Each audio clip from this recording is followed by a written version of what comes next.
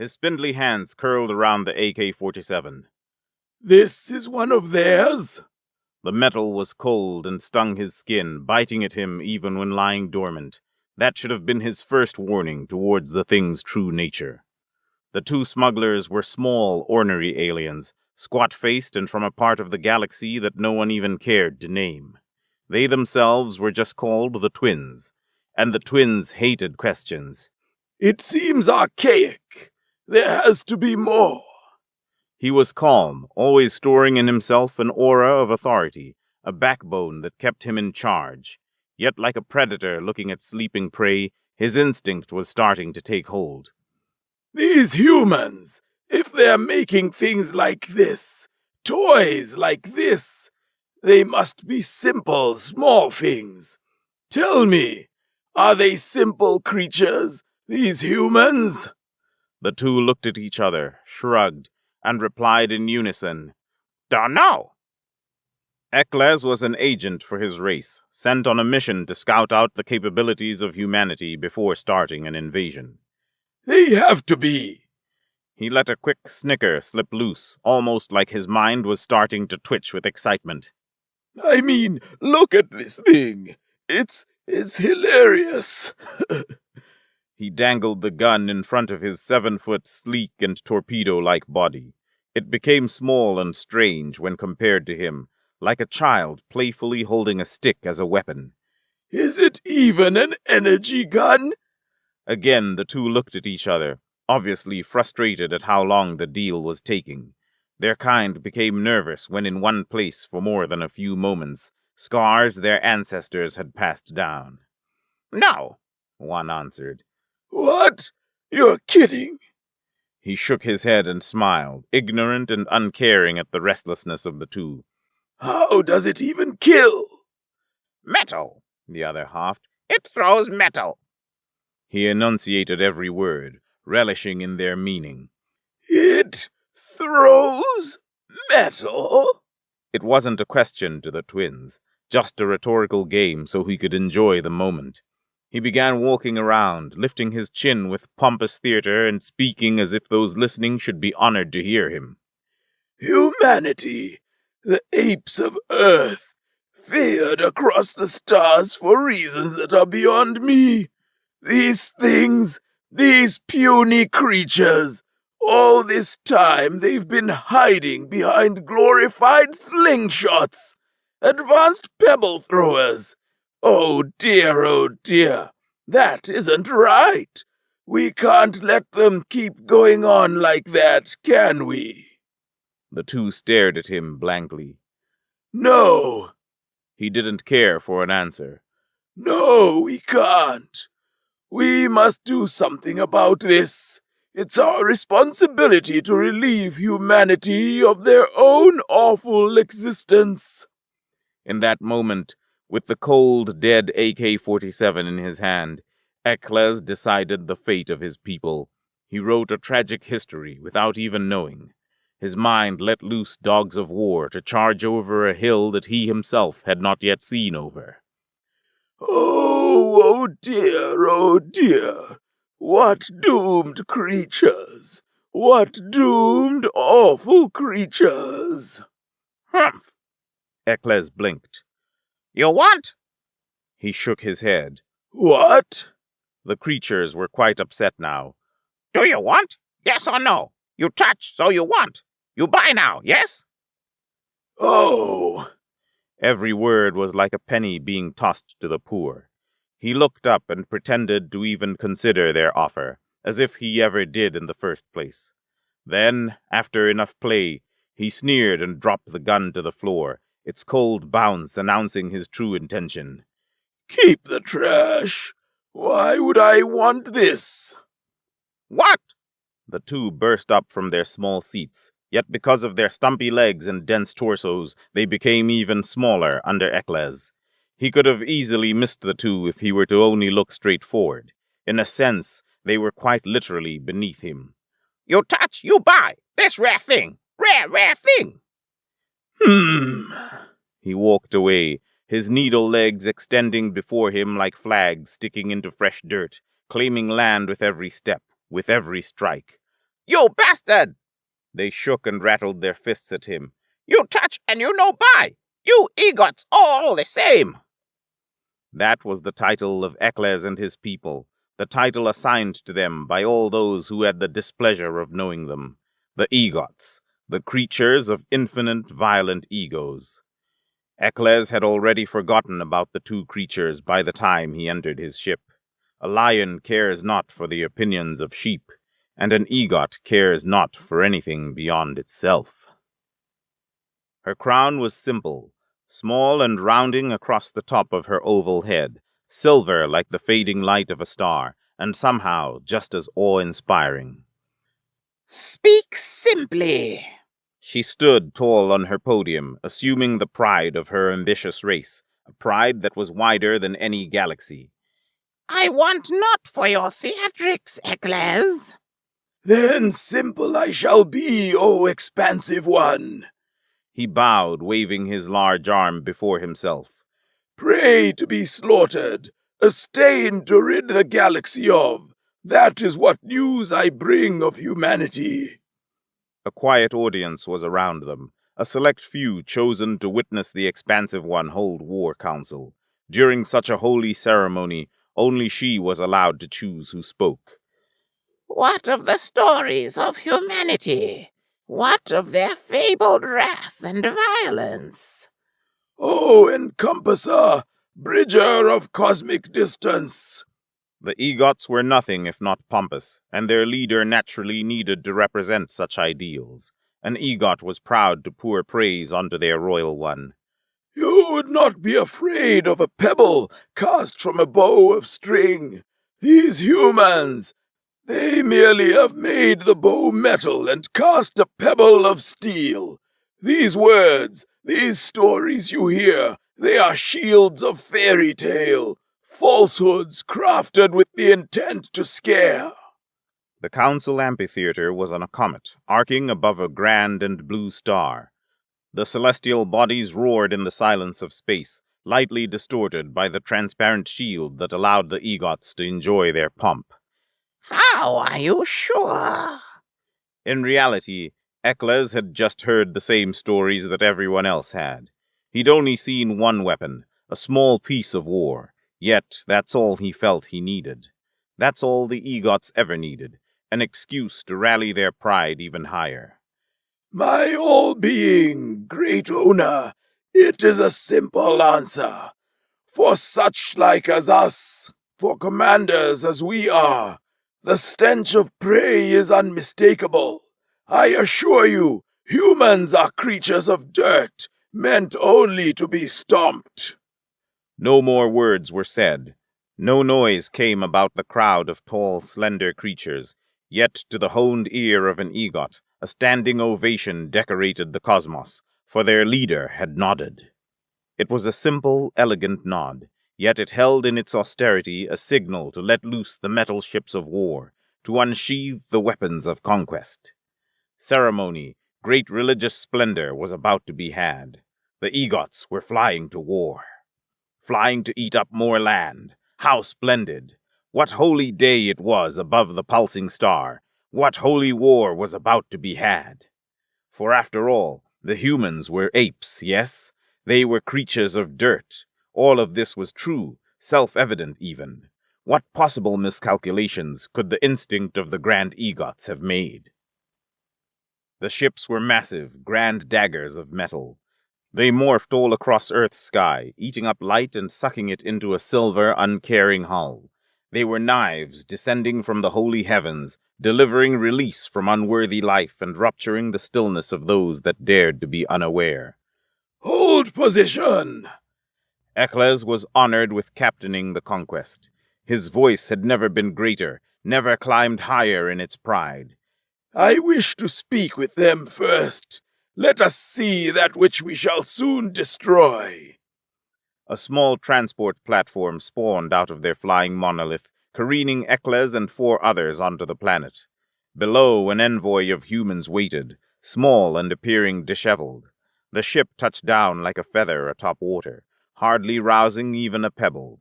Finally! He lifted his chin high as he walked down a staircase that had slid out from the transport, hands tight behind his back, and hardly a glance to the 3 camo-wearing humans. I can finally see the apes. The men were middle-aged, scruffy, scarred, dressed head to toe in field military attire, and, to Ekla's slight surprise, matching his aura of uncaring. The middle one, a broad and dark fellow, raised his hand suddenly in a sign to stop. Ekles halted his walk, caught off guard by both the command and his own respect for it. He watched as the strange human, careless and lazy with his movements, propped a leg up on a small crate, took out a long, tightly rolled cigar, and with intriguing precision struck a match to light it, guarding the vulnerable flame from the harsh, arid wind.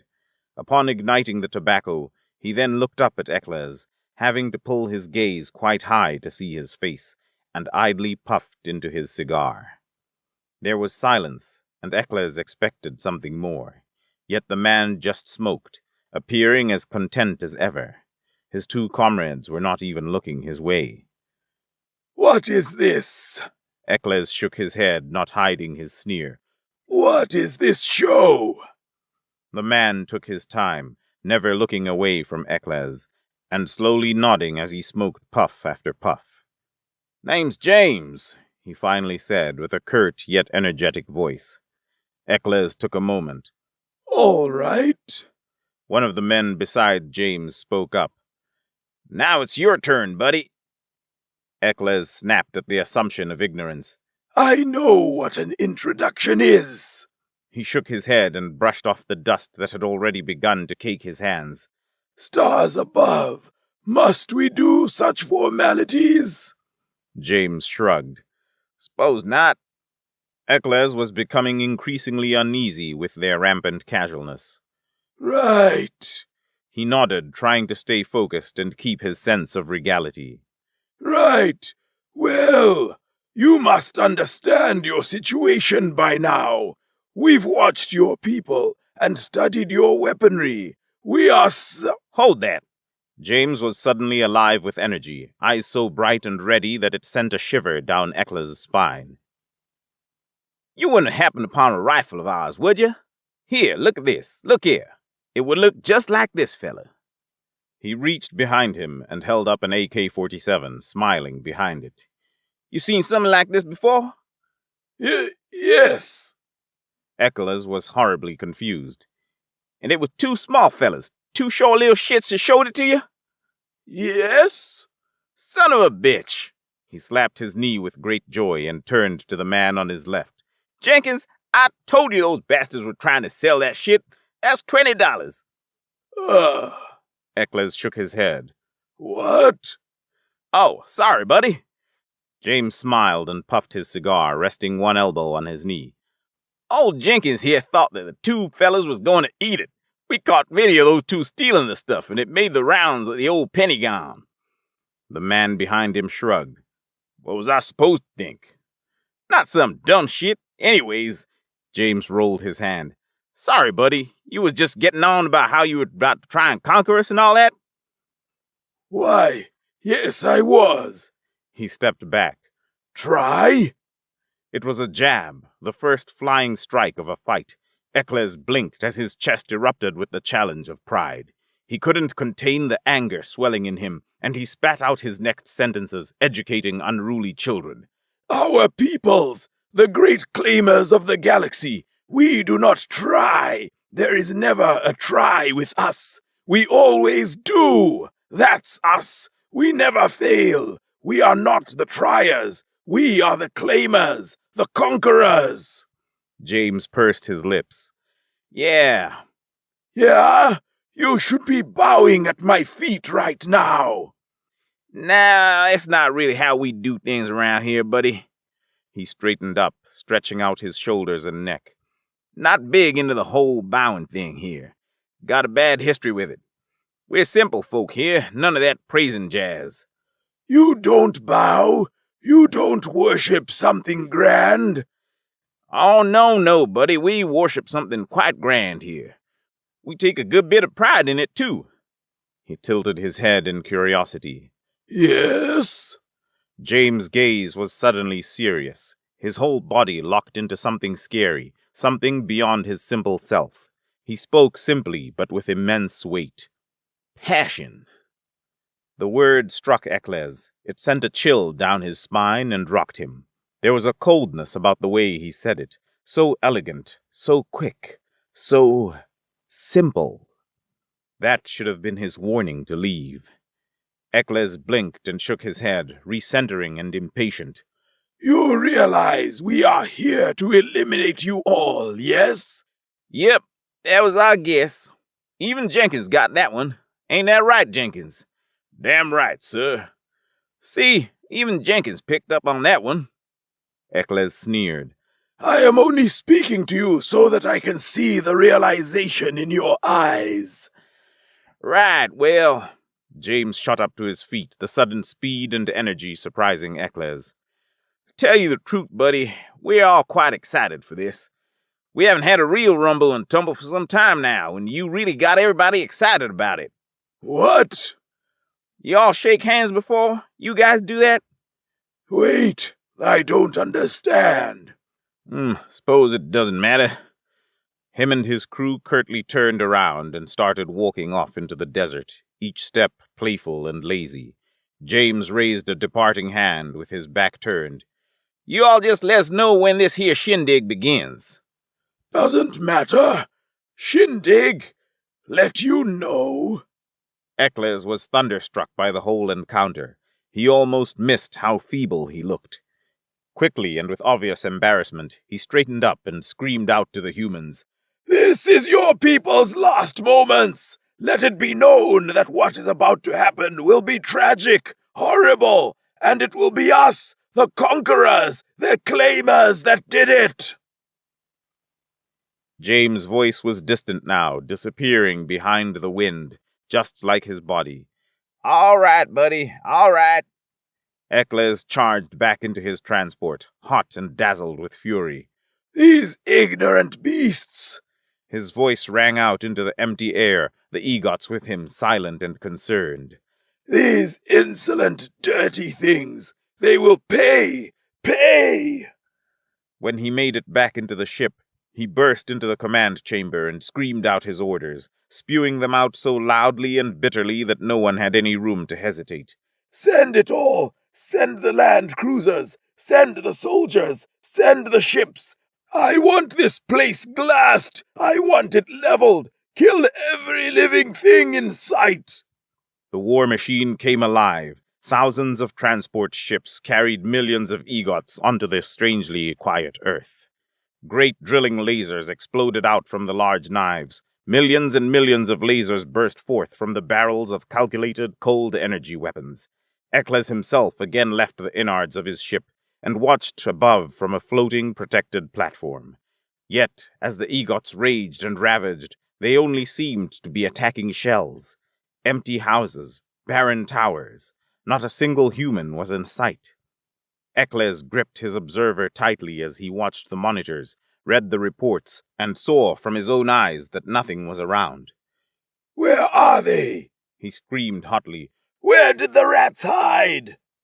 Then, right under his ship, somewhere about 200 yards ahead of an EGOT advancing line, tucked into a thick line of trees and shrubs, a little shimmer appeared, a reflection in the sun's light.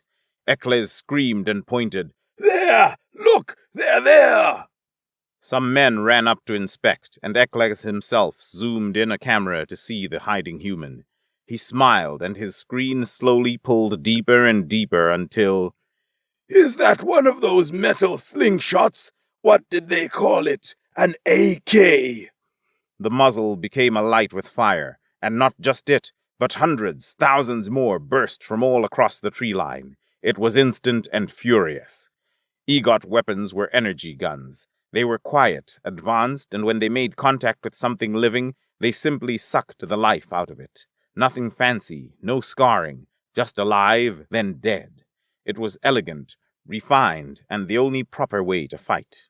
Yet, as the horizon began to thunder alive with fire, as the sky became alight and red with missiles, grenades, artillery, and lead, so much lead, The EGOTs saw the reality of man's silly weapons.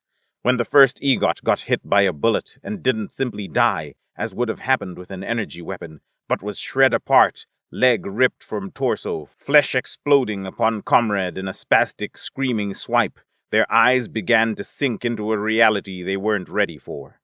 Ekles, from the vantage of his observer ship, saw suddenly before him a battlefield of not organized, proud, and marching EGOTs, but a terrifying bloodbath, a horror show of war and death. Perhaps the worst part was that it wasn't even one-sided, and the humans too were dying in droves, yet they weren't terrified. In the heat of awful, horrible war, they became even angrier, even more ferocious. It made them stronger. The EGOTs had never seen this before. They'd never fought a battle so animalistic, so primal and vicious. This wasn't their grand plan. It wasn't their holy way. It was carnal. Only animals could create such insanity.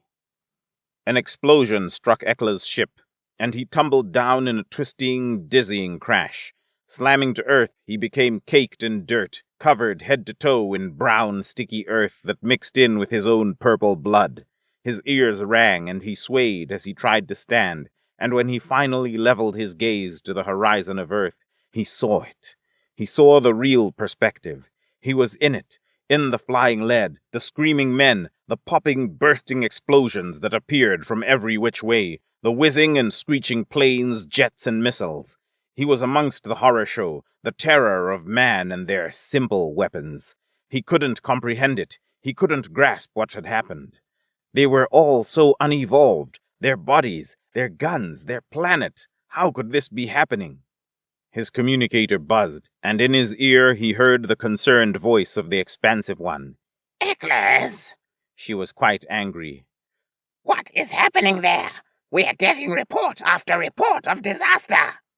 He began walking amongst the dirt, amongst the corpses and chaos, in between the flying, ruthless death blistering by his ears. They're weapons! His voice was exhausted, gone and without ground to center on. Yes, you said they were simple, yes? Yes, they are! He watched as one of their grand knife-like ships, miles across and a pride of his peoples, succumbed to a red, fiery explosion and began crashing down. That's the problem, Great One. What? He flashed back to the thought of James and his two carefree, casual friends. He should have seen it in their eyes, in the way they walked and talked. It's not the simplicity that's the problem. It's all basic. All of it is trivial technology. A couple of dozen yards before him, he saw three humans, guns in hand, muzzles alight and furious, and their own eyes just as mad, just as intense and energetic. They screamed just as their guns did, and together, in unison, machine and man, they made a powerful charge. They're simple. He was speaking slowly, quietly. But that's not it. It's the passion. The passion, my queen. It's horrifying. Stars, it's horrifying. An explosion took over the communication, and the last thing the expansive one heard was the fiery cackle of a failed war, of a depleted, destroyed invasion force. A failure. No EGOT ever dared get within light years of humans since then, and whenever anything spoke of humanity or of their weapons, the EGOTs made sure to let them know. They told them that the metal slingshots and bombs are not their true weapons. They're not what makes them capable. That's not their power. It is instead their mentality.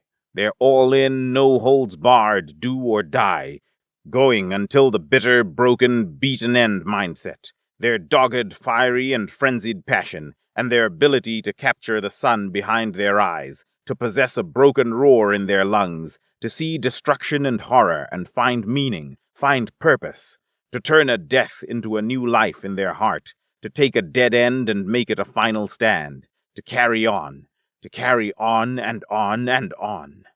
Humanity uses stupid weapons, that is true, but that is not their real power. Their real power is their humanity itself. The EGOTs learned that the hard way.